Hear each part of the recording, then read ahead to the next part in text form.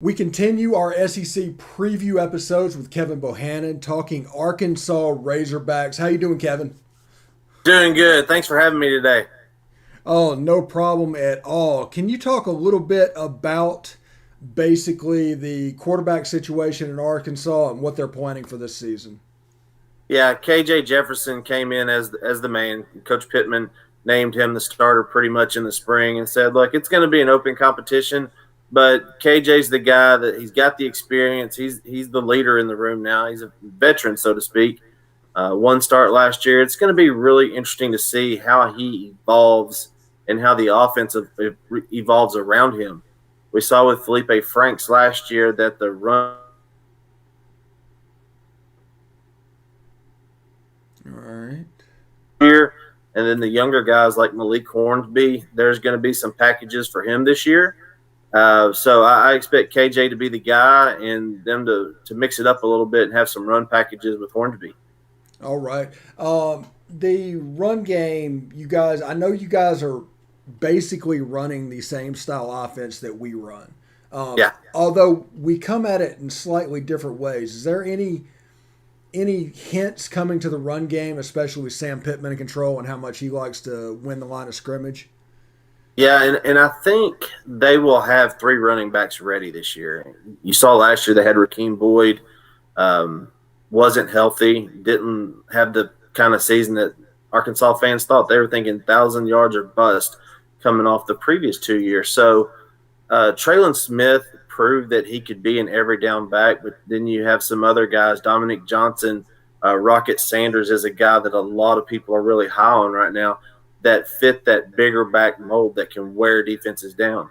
If you think about the really good run games in the Southeastern Conference, you think about the Thunder and Lightning that Ole Miss had last year. Georgia always has a three-headed monster back there. Alabama, Auburn, they can hit you so many different ways. And I think that's where Arkansas is trying to get. It's just going to take a recruiting class or two to really get those elite level running backs that can do it to where your offense is truly 50-50. All right, Arkansas at the wide receiver position. If I butcher this name, I'm sorry, but like Trayvon Burks, is he still there? Everything good there? Yeah, Traylon Burks, yeah. Yeah. Yeah. He's a man child. And the Mm, thing is, he's really humble and he's expected that this will be his last year on the hill. And we expect that as media and as a fan base. He's the go-to guy. You could see it last year. Everything went through him. The question is going to be who's going to be the number two behind him now that Mike Woods has gone across the border over to Oklahoma. Uh, Out of that really big recruiting class of 2019, it was the big four. You had Burks, Knox, then you had TQ Jackson, Shamar Nash. Well, Burks is the only one that has shown anything to this point. He had a really good season last year. Knox had 7 receptions for 70 yards and the bigger, strong receivers are kind of left out in the rain if they didn't perform. Davion Warren really stepped up last year as a slot. Of course, Mike Woods, who's no longer there, but they're going to have a number two to take some of that pressure off of Burks this year. any idea who that might be? I think Knox has a really good chance. He had a really good spring. You've got a grad transfer that came in from Oklahoma. He's going to have a really good chance. And then Davion Warren came back for another year, even though he used the COVID and the fact that he had an ACL injury to come back and say, hey, I'm going to make a run at the NFL, but I need one more year to prove that I can do it. So I think it'll be we're not as deep as we need to be, even though they loaded up on wideouts the last two classes, but hopefully there's enough there that we can spread the ball around a little bit.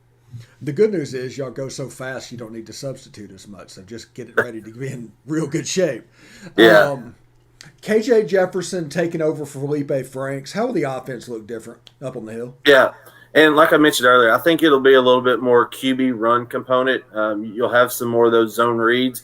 And with the RPO, and I know a lot of people that's the big term that gets thrown out there. I used to be an offensive coordinator in high school and even learned under Coach Malzahn a little bit when I was really taking that track. But it's basically it's simple. It's the triple option out of the shotgun that adds a passing component. So you have one read and then you have a second read. It's just like the old triple option, you got the fullback dive, then you got your pitch man that you got to pitch off of if you don't give the ball. It's the same situation. So they're reading the outside linebackers, they're going fast. And in Kendall Brow's offense and Lane Kiffin's for that matter, if you get a defense tired, they're going to keep pounding you with the same play over and over again. There just may be three variations of it.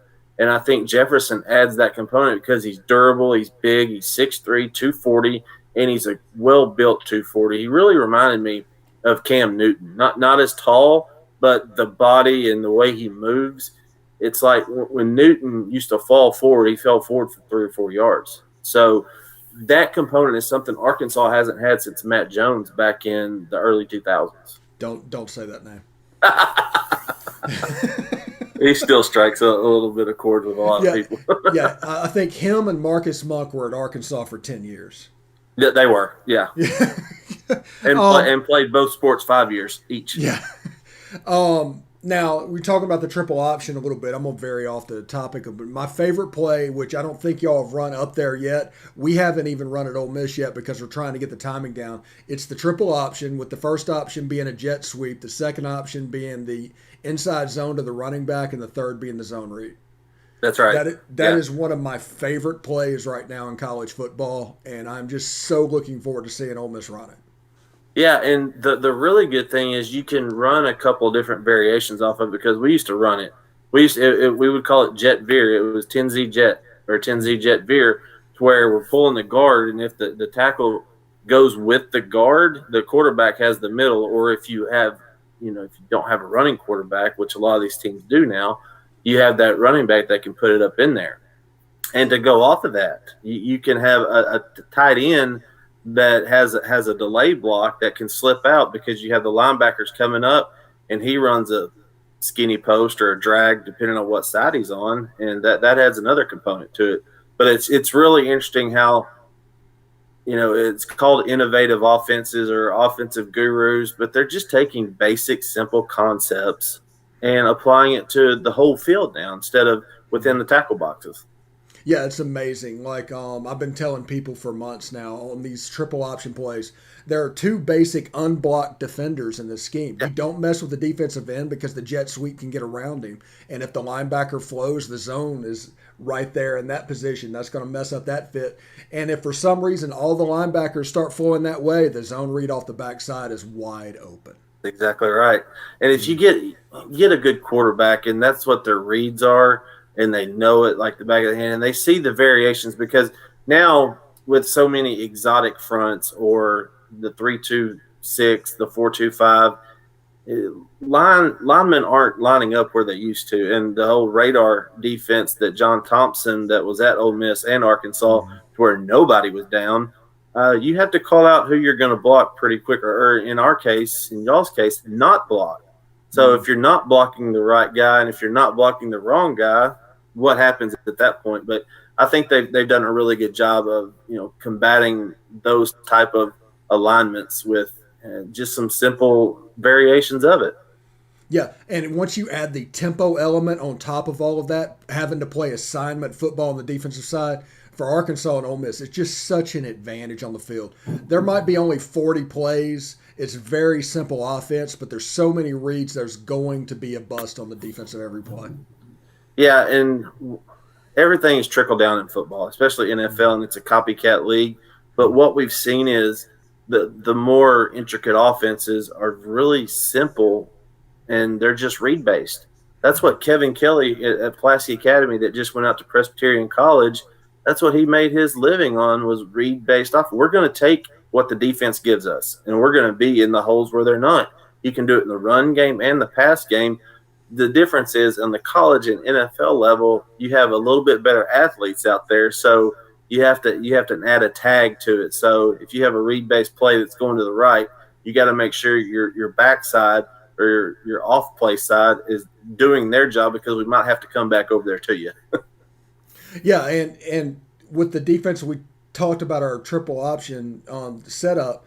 The tight end going back to that gap between the linebackers and the safety who's going back to cover a deep guy, that's going to be wide open as well. And then there's a one-on-one 15 yards downfield between him and the free safety that could be a huge play. Yeah, and that's the the tight ends now, and I nicknamed Hunter Henry the human mismatch when he was at Arkansas because a Don't linebacker. say him either. I'm just hitting at all angles for you today.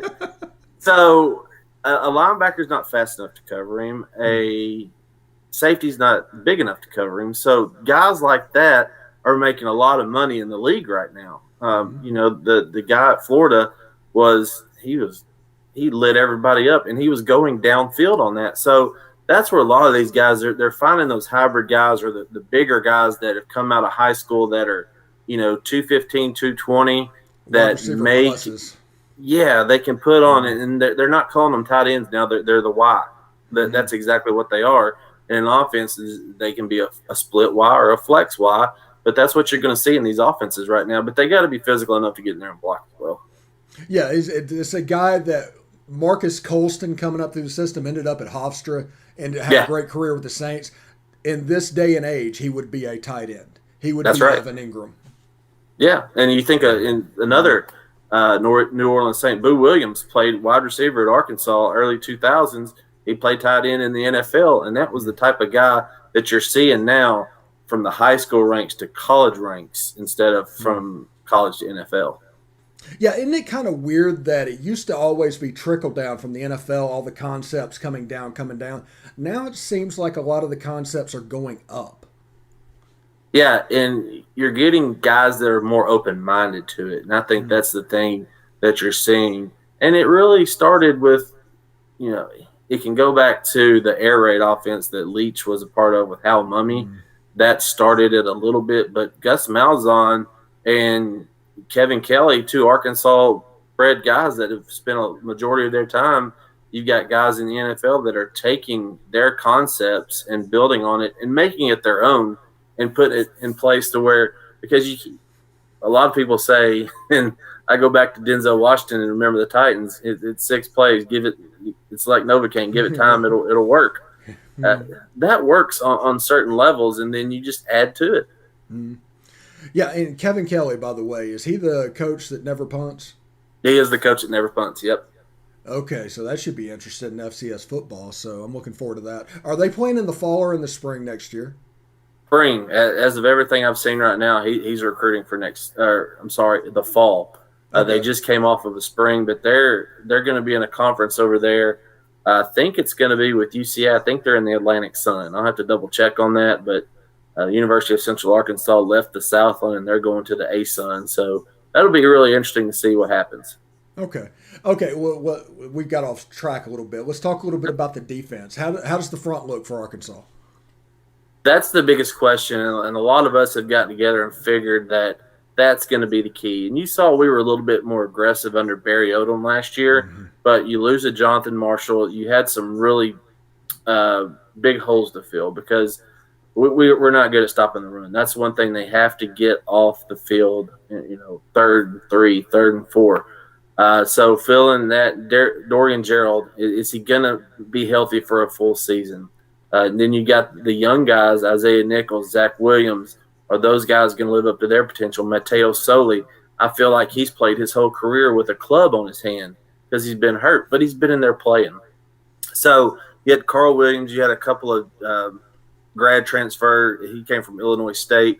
A couple of JUCO guys that come in. So they're going to be bigger up front. It's just a matter of the experience. So if they get in, I think they're going to be a little bit more talented, and they're just continuing to stack up front. So they're going to have to get better up there. And then as you go back, you look at the linebackers. You return Grant Morgan, who had an All-American year. Bumper Pool has to play up to his star rating potential. He came out of Texas as a 4-star. I think he's hovered right around, kind of third team all conference, honorable mention type deal. But he's had the potential. He's had some really good breakout games. There's been flashes, but he's got to be more consistent. And then the headhunter, the All American in the backfield, Jalen Catalon. What else can you say about that young man? He's the one. He's the motor, the energy of the defense. And you're going to have some guys on the edge step up like Monteric Brown, Ladarius Bishop, two Arkansas guys have the speed. Can they cover folks? Yeah, and the back seven for Arkansas can be credited with teaching Matt Corral how to play against a drop eight defense. Um, which he actually learned as the season went on, and by the end of the year, he was damn dangerous. But he would not have been there if it wasn't for that Arkansas game. What is the 30,000 foot view of Arkansas's football season this year? A lot like it was last year. Tough schedule. It's the Brutal second schedule. year. Yeah, it's brutal, and it was funny because when they're scheduling all these guys, especially the big Power Five school, they're in a down cycle. And it seems like every time we catch somebody, they're good again. So Mm. will Texas be back? Probably not. I don't think they have the talent to be where Texas should be. But Sark will have those guys ready to go, and it's just the SEC schedule is brutal again. You're going to have to go through these guys and stay healthy. That's where the depth comes into play, and it separates himself every year. What Pittman is doing is he's getting kids on campus that give this team a chance to get back up to 6, 7, 8 wins. And that's where we were consistent under Houston Nutt, Bobby Petrino, is we'll fool around between 7 and 9 wins, and then once every 4 to 5 years bump up to 10 or 11. That's where Arkansas football's been for the last 30 years. That's who we are. I'm not oblivious to that. I know that some fans think 12-0 or bust. It's not going to be like that, not in the SEC. Right. So I think there's potential there, but it's going to take one more year of building and getting the culture right under Pittman for them to really take that next step. I know you guys have Georgia from the East. Who's your other Eastern team? Missouri. Yeah, Missouri. Yeah, got Missouri on day after Thanksgiving again this year. That's a fairly brutal draw from the East. The only way that would be worse was probably if it was Georgia and Florida. Oh, and that would be 2020 for us. Yeah. Let's see. Looking at the SEC as a whole, what are some storylines that you're looking towards? And I'll start with the West, and I'm really worried about Ole Miss because a year under Lane Kiffin and Matt Corral that's going to be one of the most dynamic offenses in the nation, not just the SEC. So you got to figure they're going to be really tough. Now, will they be able to stop anybody? Who knows? They got a lot of athletes back there. So Jerry and Ely is one. I hope he's healthy because he's so fun to watch. Football and baseball. I coached baseball during the summer on the elite travel level across the nation, and I've seen the Plumleys and the Elys play baseball. So I know those athletes, and I hope he's back and he's healthy. So Auburn. He will be, by the way. Yeah, good. Auburn, who knows? I think there's expectations there that are unrealistic, and I think Nick Saban has done that to them. So Florida in the East, South Carolina, who knows, and then Tennessee. I think it's going to be a lot like it was last year, but Alabama's just going to reload. I think they're going to be right around there at the end, and then Georgia, they're going to keep doing the same thing. All right, if somebody would have come down and say Ole Miss's defense is ranked 60th in the country, what comes to mind for you? Ranked 60th in the country? That's a win for them. I'm thinking 10 or 11 wins at that point. Yeah. That puts them on because at 60 right now, that means you're probably giving up right about 400 yards a game. So that puts y'all at about plus 160 because y'all will probably average 550 to 560 per game. So it's just a matter of if you can keep, which ultimately, if it correlates right, that'll keep them out of the end zone more. So that means that y'all are there at the end, possibly playing for an SEC title. Okay, and before I get out of here, who's a player on Arkansas's team that we need to know about that we're not really thinking about now? Great question, and I think the one that is overlooked, and I'll bring him up again, Jaquaylin Crawford. He could be that one that steps up there and is the second receiver to Burks out of the slot. He was a 4-star to Oklahoma. He transferred. He sat out last year, and he could be that dynamic offensive guy that could run the jet sweeps, that could do the things that Kendall Briles wants to do with guys in space, that could take this offense to the next level. All right. Thank you for coming by. This has been the Arkansas preview. We have to do this again, man. Definitely, Steve. I appreciate it, man. A lot of fun. Get to talk some ball, especially coming off baseball. I'm getting in the football mindset right now. Yeah, yeah, and I won't mention NC State. It's okay. Well, hey, I was pulling for them down the stretch. They did things the right way. They Yeah, deserve to be there. yeah. All right, Arkansas preview. Hotty toddy.